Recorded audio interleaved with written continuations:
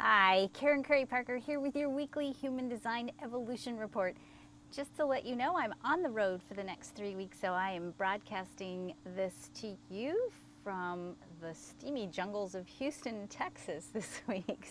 All right, so we have a lot to talk about. I want to gently remind you as we go through this evolution report that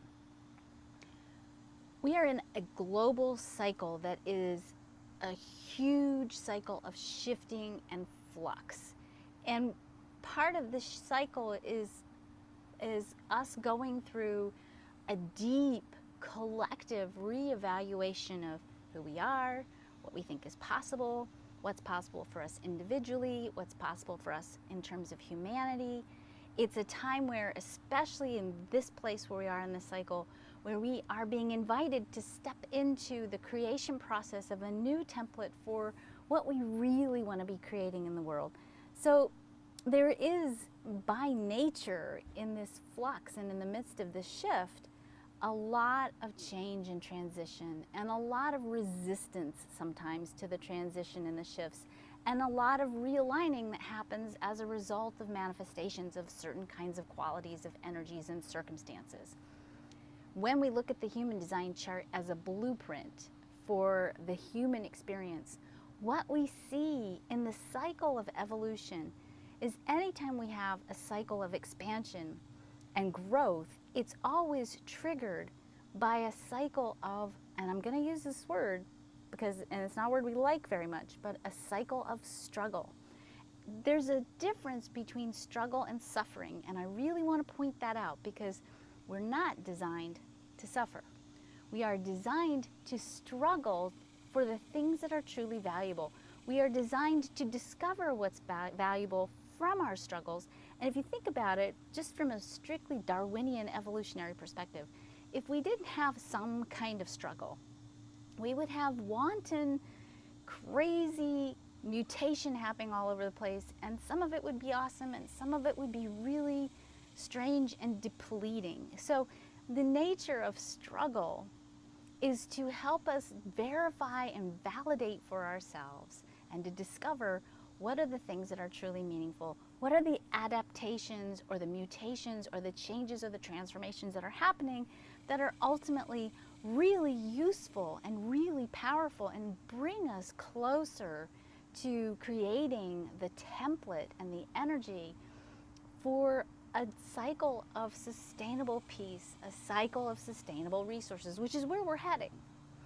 But to get there, we have to change and grow and transform. And as part of that transformation, sometimes we're going to push up against things. So it's not going to always feel easy and effortless, but it's going to give us and bring us meaning and show us ultimately what it is that's truly valuable. It's going to help us distill down in our collective consciousness what's really valuable and how can we unify around those values in such a way that ultimately, and we're not going to necessarily see this right now, but we're moving there.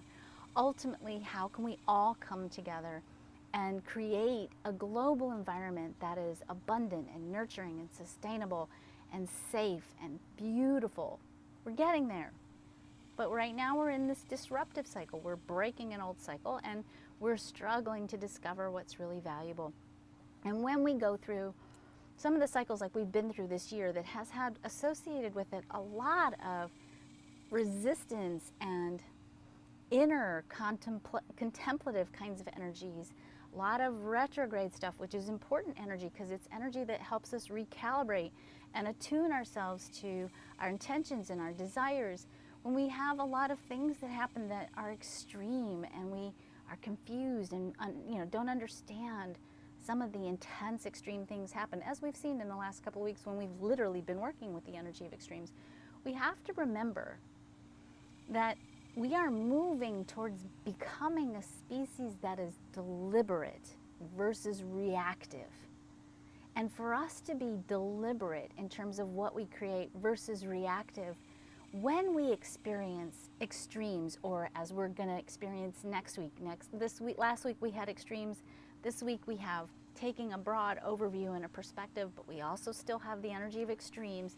Next week we have provocation. So we are in kind of, a little bit of turbulence in the celestial weather.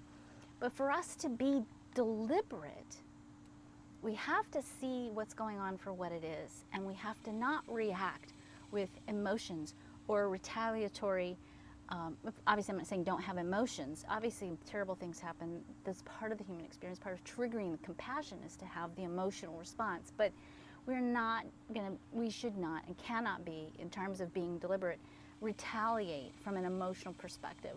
We are in a place where we are working to create deliberate, conscious movement towards an end goal of peace and sustainability. It is so easy when we see extreme behavior or extreme things that happen to react from a place of fear or separateness or differenceness or otherness, and to position ourselves against each other or position ourselves from a place of deep emotional struggle.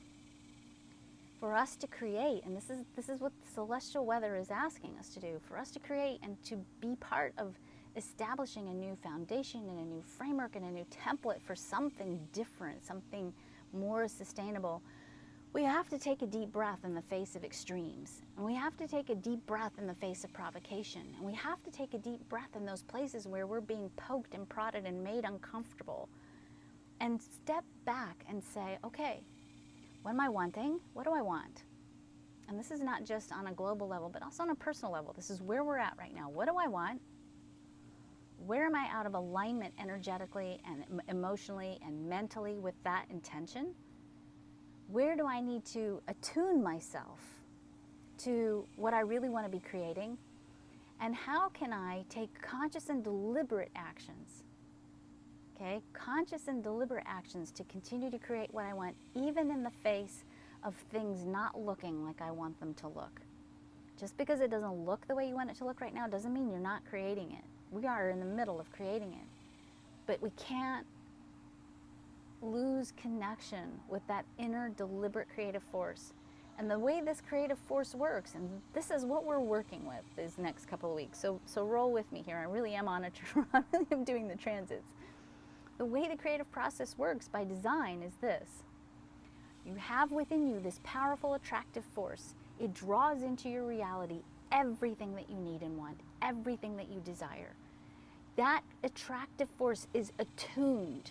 It's synchronized by your emotional vibration. Your emotional vibration is established and attuned or synchronized and in alignment with your thoughts and your mindset. And thoughts and mindset feature prominently right now. It's so easy for us to slip into the how or why or how come or can this be true or self-doubt even.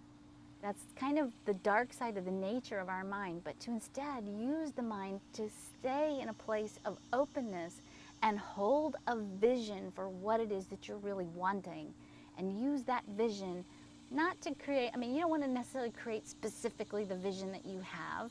You might, it's not about creating specifically the vision that you have. It's about using that vision to trigger an emotional energy.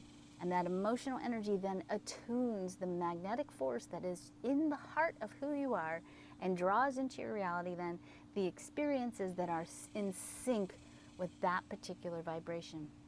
That process that gets triggered in us when we see something we want, when we feel in intense ways, that process of mindset, emotions, attraction, mindset, emotions, attraction, that process is what's going to create. And so right now, when we're faced with extremes, when we're faced with provocation, the challenge is to not lose your control over your mindset, to stay in that place of positive expectation, of the awareness that we're in a shift, and to use that awareness to trigger an emotional response of excitement and openness and compassion, and move from that place to a place of allowing and letting the universe bring the next step, and not getting caught up in the craziness, the intensity, the drive to do. If you can just simply tend to the mindset for the purpose of attuning the emotions, for the purpose of attuning the attractive force within you, if you just do those 3 steps, we're going to be in great shape. But it's tricky because there's a lot of stuff going on and it hurts, especially I know for those of you who listen to my work, you know, I am so blessed to attract some of the most sensitive, delicious, compassionate, sweet people on the planet, and it's hard when you care. I get it. It's hard when you care. But that caring that you have, that power that you have to see the bigger picture, to see the humanity in people, even in the face of being provoked or in the face of extremes, when you can tune into that humanity piece, it allows you to create from that perspective, from that reality, from that place where we know in the heart of who we are that each and every one of us contains a light that's precious and valuable, and we are in the middle of building something different, something better, something that's going to be a lot more reflective of the magnificence and the power of what it means to be a human being. So, tend to your mindset, don't get provoked or challenged, watch your emotional energy, take care of yourselves, especially in the next couple weeks with all this shifting and changing. We are in revolutionary energy. We are creating change. Be mindful of what you're doing. Use this time, particularly because Mercury has now gone direct. Thank God. Okay? So which means this part of this deep introspective cycle we've been in is kind of coming up to the surface. Some of the cosmic taffy we've had is about to shift out and change. And certainly, though, as we get out of Mercury, we move into the gate 15 in Mercury, which is the gate of extremes. You know, we are still dealing with this intense, humanizing, but intense energy of extremes, and to not get swept away into it, but to instead hold true to your deliberate qualities and help us create a new world, a world of sustainable peace, a world of sustainable resources. Don't lose touch with that vision. Have a great week. Next week, I'll be talking to you from Glacier National Park. So have a wonderful week.